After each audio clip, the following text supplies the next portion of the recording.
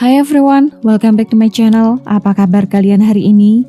Semoga kalian selalu dalam keadaan baik dan tidak kekurangan apapun. Pada video kali ini kita akan membahas suatu tindak kejahatan yang terjadi di Spanyol dan telah diangkat menjadi sebuah film dokumenter di Netflix. Tanpa banyak basa-basi, mari kita langsung saja ke pokok pembahasan video ini.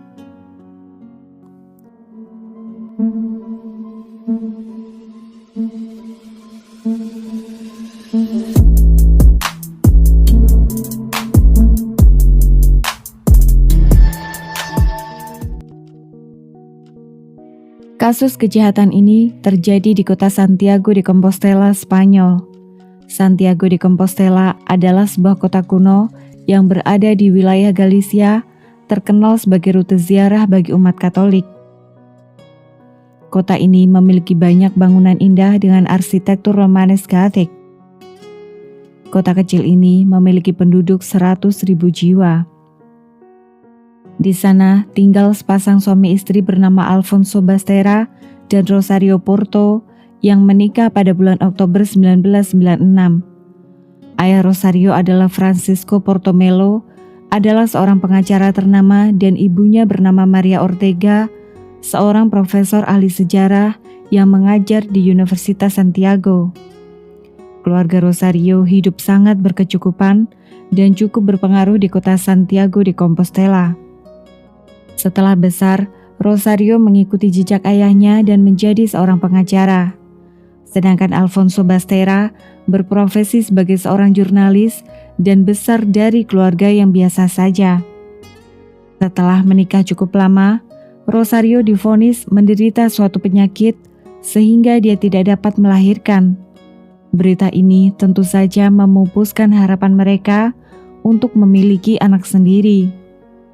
Mengikuti saran orang tua Rosario, mereka akhirnya setuju untuk mengadopsi seorang anak angkat. Setelah menjalani proses selama 2 tahun, kedua pasangan suami istri ini akhirnya berangkat ke Yongzhou, Provinsi Hunan, Cina, untuk mengadopsi bayi perempuan yang bernama Fong Yang pada saat itu berusia 9 bulan. Fong Yang merupakan korban kebijakan satu anak yang diterapkan di negara Cina. Orang tua kandungnya menyerahkan Fong Yang ke panti asuhan karena mereka menghendaki seorang anak laki-laki. Setelah kembali ke Spanyol, mereka mengganti nama Fong Yang menjadi Assunta Bastera. Assunta merupakan anak keturunan Cina pertama yang pernah diadopsi di kota Santiago de Compostela. Oleh karenanya, kedua suami istri ini mendapatkan liputan media lokal karena dianggap berhati besar mengangkat seorang anak keturunan Cina sebagai anak angkat mereka. Kehadiran Assunta langsung membawa kebahagiaan bagi keluarga besar Rosario. Assunta tumbuh besar dan memiliki hubungan yang sangat dekat dengan kakek neneknya, Francisco dan Maria. Mereka sering mengajak Assunta menginap dan pergi berwisata saat Assunta libur sekolah. Setiap kali bertemu, mereka selalu membawa hadiah untuk cucu tersayangnya itu. Tidak heran, Assunta juga sangat sayang pada mereka. Seiring berjalannya waktu, Assunta ternyata tumbuh menjadi anak yang sangat istimewa. Dia memiliki tingkat kecerdasan yang jauh di atas rata-rata. Saat memasuki sekolah dasar, Assunta ditempatkan satu kelas di atas anak-anak seusianya. Ketika berusia 12 tahun, Assunta telah menguasai 5 bahasa internasional selain bahasa Spanyol. Bahasa internasional yang dikuasainya adalah bahasa Portugis, Inggris, Prancis, Jerman, dan Cina. Yang lebih mengagumkan, kemampuannya menguasai beberapa bahasa internasional itu didasarkan atas kemauannya sendiri dan belajar secara otodidak. Assunta bahkan memiliki blog dalam bahasa Inggris. Di waktu luangnya, Assunta suka membuat puisi dan menulis di blog pribadinya itu. Selain itu, Assunta rajin mengikuti kursus balet dan gemar memainkan alat musik piano dan violin. Sifatnya yang periang dan ramah menyebabkan Assunta disukai oleh guru dan teman-temannya di sekolah. Salah seorang gurunya bahkan pernah berkata bahwa dia sangat yakin Assunta akan mampu meraih apapun yang menjadi mimpi dan cita-citanya karena dia merupakan anak yang spesial dan istimewa. Semua berjalan baik sampai Assunta mengalami guncangan pertama dalam hidupnya. Neneknya, Maria Ortega, yang waktu itu berusia 78 tahun, meninggal dunia secara tiba-tiba pada bulan Desember 2011. 8 bulan kemudian, kakeknya Francisco Portomelo, berusia 88 tahun, juga meninggal dunia pada bulan Juli 2012. Kepergian dua orang yang sangat dekat dalam hidup Assunta ini membuat dia pertama kali merasakan kehilangan orang-orang yang sangat dia sayangi. Singkat cerita, hubungan Alfonso dan Rosario juga mengalami masalah ketika Alfonso mendapati Rosario telah berselingkuh dengan seorang pengusaha yang merupakan kliennya. Rosario yang sedang kasmaran mengakui semua hubungan terlarang itu dan meminta cerai dari Alfonso. Pada awal tahun 2013, mereka resmi bercerai setelah hidup bersama selama 17 tahun dan hak asuh atas Assunta akhirnya jatuh pada tangan Rosario. Setelah resmi bercerai, Alfonso pindah dan tinggal di sebuah apartemen yang berjarak dekat dengan apartemen milik mantan istrinya. Alfonso tidak bisa tinggal jauh dari Rosario yang masih sangat dia cintai. Alfonso bahkan dikabarkan terus berusaha memberikan perhatian dan berharap Rosario dapat kembali bersatu dengannya. Perpisahan kedua orang tuanya sempat membuat Assunta kembali tenggelam dalam kesedihan. Akan tetapi, kesedihan itu dapat terobati karena dia masih dapat bertemu dengan ayahnya setiap hari. Sampai suatu malam, Assunta tiba-tiba dinyatakan menghilang. Sekitar pukul 10:17 malam, tanggal 21 September 2013, Assunta dilaporkan hilang oleh kedua orang tuanya. Menurut Rosario, Assunta sedang mengerjakan pekerjaan rumah saat dia pergi keluar apartemen pada pukul 7 malam. Rosario mengatakan waktu itu dia hendak pergi ke villa keluarga mereka di daerah Teo yang dapat ditempuh sekitar 20 menit berkendara dari kota Santiago.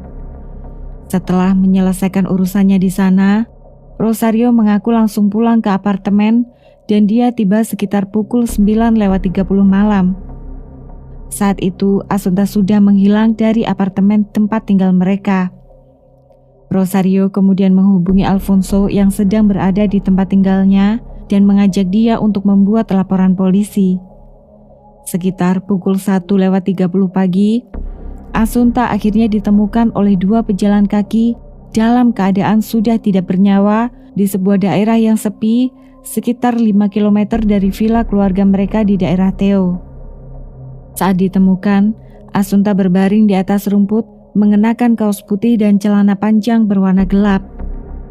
Pihak kepolisian kemudian memberitahu Alfonso dan Rosario pada pagi hari dan mengajak mereka bersama-sama menuju lokasi Assunta ditemukan. Sesampainya mereka di daerah Teo, Rosario meminta anggota polisi untuk mampir ke villa keluarganya karena dia hendak membuang air kecil. Polisi mengingatkan Rosario untuk tidak menyentuh apapun karena dikhawatirkan villa itu telah menjadi tempat kejadian perkara. Saat diikuti, Rosario ternyata malah masuk ke kamar tidur lantai 2 dan coba mengambil sesuatu dari tempat sampah yang berada di dalam kamar tidur itu.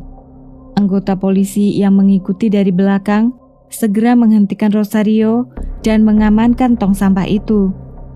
Di dalamnya ternyata terdapat beberapa kertas dan tali nilon berwarna orange. Sambil menunggu hasil otopsi oleh tim forensik, pihak kepolisian melakukan investigasi mendalam atas kasus ini.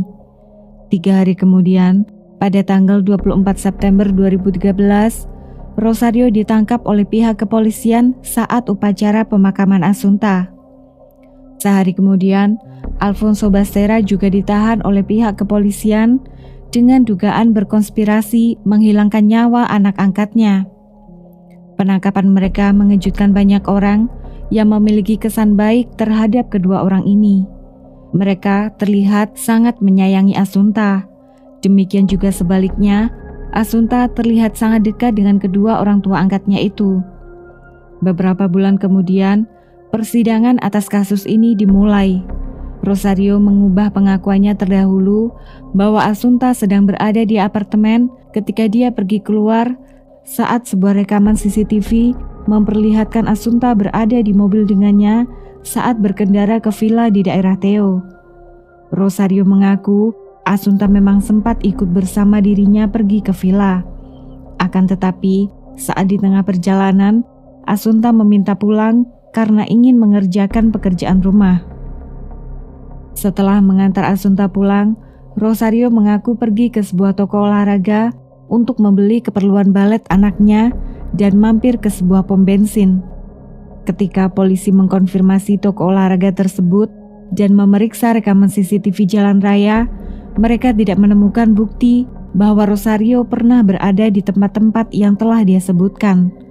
Sementara itu, Alfonso terlihat rekaman CCTV sedang berjalan kaki ke arah tempat tinggal Rosario sekitar pukul 9:30 malam.